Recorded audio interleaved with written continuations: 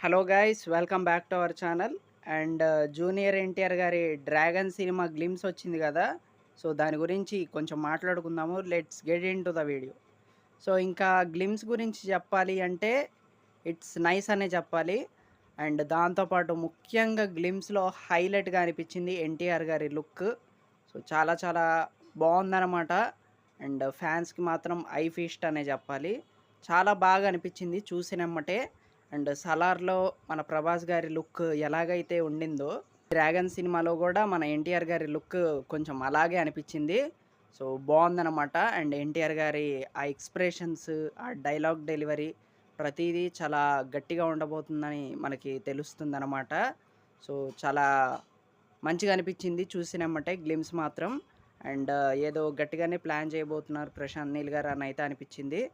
So, ఇగ చూడాలి. And దాంతో పాటు ఈ గ్లిమ్స్ ఏదైతే ఉందో కొత్త కొత్త రికార్డులనైతే క్రియేట్ చేస్తుందనమాట. సో, మిలియన్స్ ఆఫ్ వ్యూస్ అయితే వస్తున్నాయి. సో, ప్రతీదీ going good and next level. So, అదనమాట. అండ్ ఈ గ్లిమ్స్‌లో మనకి 'రుక్మిణి వసంత్' గారు గూడా ఉన్నారు. సో, తను ఏంటంటే మంచి రోల్‌లో చేయబోతున్నారు అని నాకైతే అర్థమైంది గ్లిమ్స్ జూసాక. సో, అదనమాట. అండ్ ఆ మ్యూజిక్ గూడా పర్లేదు, బావుంది. So, everything nice.